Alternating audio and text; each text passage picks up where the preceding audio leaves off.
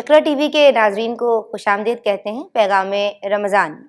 جناب ہم بات کر رہے ہیں سحری کے تعلق سے، ہمارے ساتھ آپ کی پسندیدہ اسکالر موجود ہیں، ڈائٹیشین موجود ہیں، ہم آپ کی سمت آئیں گے اور میں جاننا چاہتی ہوں کہ what are the health benefits of سحور؟ دیکھیں، اللہ تعالیٰ کا یہ نظام ہے جی اور تمام مسلمانوں کے لیے یہ مہینہ اسی لیے رکھا گیا ہے کہ ہم اس کو طریقے سے ادا کریں۔ اگر ہم سحری کے ہیلتھ بینیفٹس کے بارے میں بات کریں تو بہت سارے کلینکل پریکٹس میں جب ہمارے پاس پیشنٹس آتے ہیں تو بہت ساری مختلف کمپلینٹس کے ساتھ آتے ہیں۔ اس میں یہ ہے کہ موٹاپا سب سے زیادہ ہے، ان کے ڈائبٹیز یا شوگر لیولز کنٹرول نہیں ہو رہے تھے، گیس کی پرابلمس ہوتی ہیں، سیرم انسولین لیول یا ہارمونس کی پرابلم ہوتی ہیں، ڈائجیشن کی پرابلمس ہوتی ہیں۔ اگر اس کو میں میڈیسن کے ساتھ کوریلیٹ کروں یا ہم اس کو اس طرف سے لے کے آئیں تو ہمارا اسلامک طریقہ کار یا جو ہمارا مذہب ہے خود بخود ہمیں ایک مہینہ ایسا پرووائڈ کر رہا ہے جس میں ہماری باڈی آٹومیٹیکلی ڈیٹاکس ہو رہی ہے۔ سبحان اللہ۔ اور آج کل دیکھا جائے تو بے تحاشا ڈائٹس آئیں، کبھی کوئی ڈائٹ آئی، کبھی کوئی ڈائٹ آئی، ڈیٹاکس لیکن واٹر، ہاں لوگ ڈیٹاکس بس واٹر، بھاگے ہاں جا رہے ہیں، کبھی آ ہر رہا ہے، عورت کبھی بنا رہی ہے۔ ایٹکن ڈائٹ آ رہی ہے، کبھی کیٹو ڈائٹ آ رہی ہے، اور ہر ڈائٹ اپنے بے تحاشا سائیڈ ایفیکٹس لے کے آئی۔ لیکن میں جو ڈائٹ ہمیشہ سے پریکٹس کرتی ہوں، مجھے 15 سال ہو گئے ہیں اپنی اس فیلڈ پہ، تو میں انٹرمیٹنٹ فاسٹنگ کو پریکٹس کرتی ہوں، یعنی کہ آپ نے اپنی ایک ونڈو بنائی اور اس ونڈو کے درمیان آپ کو کھانا ہے اور باقی ٹائم جو ہے وہ آپ کو فاسٹ کرنا ہے۔ اس میں کیا ہوتا ہے کہ آپ کی باڈی کو ایک صبر اور ایک سکون ملتا ہے، ٹھیک ہے، اور ایک نظام آپ کی باڈی کا سیٹ ہوتا ہے، ٹھیک ہے۔ تو کیا ہو رہا ہے، جو چیز ہم بتا رہے ہیں وہ تو سالوں صدیوں پہلے سے ہی ہمارے مذہب نے ہمیں بتائی دی ہے، اور ایک مہینہ ہمارے لیے متعین کر دیا گیا ہے اور بتا دیا گیا ہے کہ بھائی اس مہینے میں یہ تم لوگوں کی ایک ونڈو بنا دی گئی ہے اور تم لوگ خود بخود فاسٹ پہ جا رہے ہو۔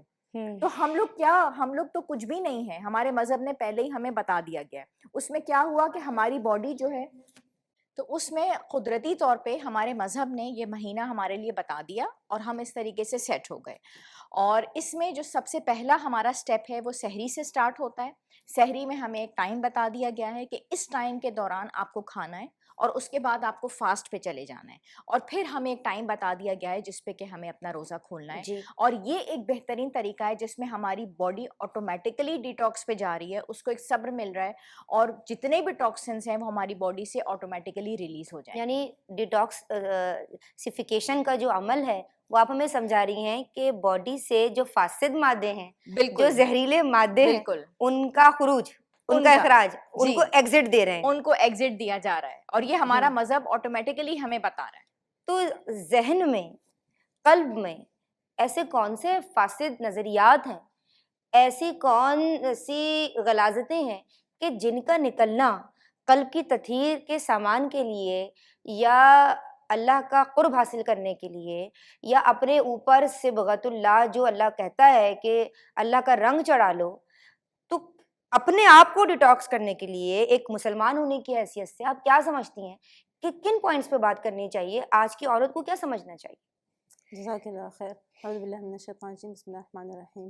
دیکھیں، سب سے پہلے تو ہم اسی چیز کو دیکھ لیتے ہیں کہ جیسے ہم بات کر رہے ہیں سحری کی، تو سحور جو ہے وہ اس میں اس کے کھانے میں جو بینیفٹس، جس طریقے سے ڈاکٹر صاحب نے بھی بتائے کہ مطلب اس کے کھانے میں کون کون سے بینیفٹس ہیں، تو ہم لوگوں کو اگر ہیلتھ اسپیکٹس آج پتہ چل رہے ہیں، 1400 سال پہلے نبی کریم صلی اللہ علیہ وسلم نے کون سی حکمتوں کے تحت اس چیز کو ہمیں بتایا گیا، اور اگر ہم اس کو بینگ لیڈیز، میرا خیال ہے کہ ہم لوگ زیادہ سمجھ سکتے ہیں، کیونکہ کھانے پینے سے، پکانے سے، ہر چیز سے ہم لوگ ریلیٹڈ رہتے ہیں، تو ہم لوگ اس چیز کو بہت بہتر طریقے سے سمجھ سکتے ہیں۔ اگر روحانیت کی بات کرتے ہیں تو کتنی تاکید آئی ہے، سنہ مؤکدہ، اگر اس کی شرعی حیثیت کو دیکھا جائے تو یہ سنہ مؤکدہ ہے، مستحب ہے۔ نبی کریم صلی اللہ علیہ وسلم نے اس کو مستحب فرمایا، سنہ مؤکدہ، واجب نہیں ہے، فرض نہیں ہے، تو اس کو چھوڑنے سے کوئی گناہ نہیں ہے، لیکن اس کو کرنے سے بے تحاشا ثواب ہے۔ تو اس کی شرعی حیثیت یہ ہو گئی۔ من اراد ان یصوم فلیتسحر بشیء، اگر تم میں سے کوئی روزہ رکھنا چاہتا ہے تو کسی نہ کسی چیز سے جو ہے وہ سحری کر لے۔ تو اس میں ہم پھر سے دیکھ لیتے ہیں کہ اطاعت کا جذبہ آ رہا ہے اللہ تعالیٰ کا، اور اللہ جو روحانیت کی اگر ہم بات کر رہے ہیں نا، تو ہمارے دلوں کا تزکیہ ہو رہا ہے، ہمارے نفوس کا تزکیہ ہو رہا ہے۔ آپ سحری کرتے ہیں، اس کے بعد آپ دیکھیں، سحری ایک سوچ بھی ہے، اگر آپ اس کو سمجھیں، روحانیت ایک سوچ ہے کہ اب میں یہ کرنے والا ہوں، اب یہ روزے کی نیت ہو گئی ہے, اب یہ ایک تیاری ہو گئی ہے آگے کے دن کی کہ اب مجھے یہ روزہ رکھنا ہے, تو اب مجھے اس میں کیا کیا کرنا ہے. سب سے پہلی اطاعت ہی سحری سے شروع ہو گئی ہے. اس کے بعد آپ کے دماغ میں آٹومیٹکلی یہ چیز آ جائے گی کہ آپ کو کس طریقے سے اللہ تعالیٰ کے کہے پر پورا دن گزارنا ہے. تو یہ آپ کی نفوس کا تزکیہ ہو گیا. اس میں کون سے اخلاقیات ہو سکتے ہیں, کون سی عادات ہو سکتی ہیں, کون سی ایسی چیزیں ہیں جس سے اجتناب کرنا ہے اپنی. اب جیسے کہ ایک حدیث میں بھی آ رہا ہے کہ ایک صحابی جو ہیں وہ رسول اللہ صلی اللہ علیہ وسلم سے دریافت کرتے ہیں کہ وہ کون سے لوگ ہیں جو سب سے زیادہ جنت میں جائیں گے. تو نبی کریم صلی اللہ علیہ وسلم فرماتے ہیں وہ لوگ جو تقوی اختیار کرتے ہیں اور ان کے اخلاق اچھے ہیں. تو یہ دونوں چیزوں کو ایک ساتھ کر دیا گیا ہے. تقوی بھی ہے کہ آپ نے یہ اللہ کے حکم کی تعمیل کر دی, اور اس کے بعد آپ نے اپنے اخلاق کی درستگی کر دی ہے. تو آپ کی نفوس کا تزکیہ جو ہے وہ آپ کی اخلاق کی درستگی سے ہو جائے گا, جس میں کہ ہم نے یہ پہلے بھی بات کی ہے کہ اس میں ہماری تربیت ہو رہی ہے اس طرح سے, اور ہمیں سیکھنے کو مل رہا ہے کہ ہمیں اچھا اس طرح سے زندگی گزارنی ہے. سبحان اللہ سبحان اللہ. یعنی جسمانی طور پہ یہ ڈیٹاکسیفیکیشن ہو رہی ہے, اور روحانی طور پہ ہم گناہوں سے بچ رہے ہیں, گناہوں سے بچ تو رہے ہیں. ہم پیوریفائی ہو رہے ہیں, ہم اللہ کے قریب ہوتے چلے جا رہے ہیں. آپ نے بتایا کہ جو اس کی شرعی حیثیت ہے وہ سنت موقدہ کی ہے, یعنی تاکیدی عمل ہے, اور حضور نے تاکیدی طور پہ ارشاد فرمایا کہ بھئی سحری کرنی ہے. حضور بلایا کرتے تھے صحابہ کو, لیکن شرط نہیں ہے, واجب نہیں ہے, فرض نہیں ہے, لازم نہیں. کچھ لوگ بڑے فخریہ طور پہ بغیر سحری کا روزہ رکھتے ہیں, اور وہ شاید اس کے جو جسمانی اسپیکٹس ہیں, جو بینیفٹس ہیں, اس کو نہیں سمجھ. کس طرح آپ ہمیں سمجھائیں گی کہ جسمانی طور پہ ہمیں کون سے بینیفٹس حاصل ہو رہے ہیں سحری کرنے کے بعد؟